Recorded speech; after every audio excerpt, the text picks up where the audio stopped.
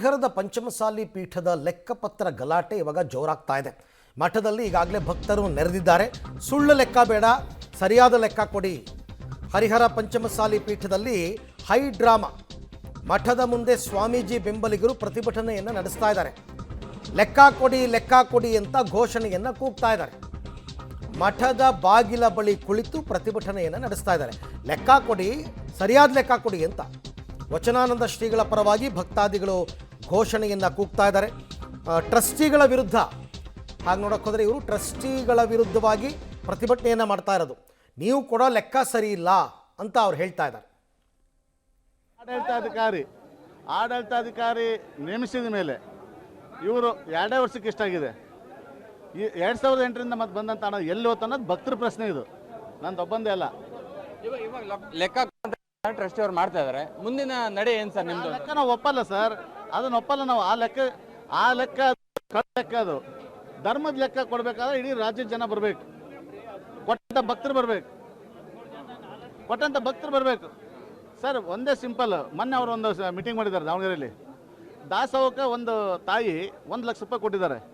ಅಲ್ಲೇ ಅವ್ರು ಆ ಟ್ರಸ್ಟ್ ಕಮಿಟಿ ಒಳಗೆ ಮೀಟಿಂಗ್ ಆಗಬೇಕಾದಾಗ 1 ಲಕ್ಷ ಕೊಟ್ಟಿದ್ದಾರೆ. ಆ ತಾಯಿದು 50,000 ಬರ್ಕೊಂಡಾರೆ. ಅಲ್ಲೇ ಡಿಫ್ರೆನ್ಸ್ ಇದೆ. ಬರೀ ಇದು ಸಿಂಪಲ್ 50,000 ಡಿಫ್ರೆನ್ಸ್ ಮಾಡಿದ್ದಾರೆ. ಹೋಗ್ಲಿ ಬಿಡಿ ಸರ್, ಅದು ಬೇಡ ಸರ್. ಸಿಲಿಂಡರ್ ಮಾಡಿದ ರೊಕ್ಕ ಹೊಡೆದಾರೆ ಸರ್.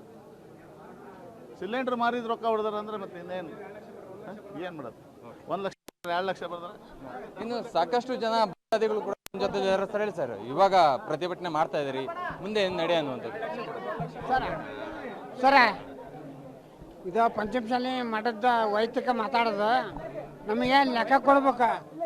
ಜೋಡಿ ಎತ್ತದವಲ್ಲ, ಅಡ್ಡ ಕಟ್ಟೇವ ಆಡಕ್ಕೆ ಬಿಡ್ಬೇಕು.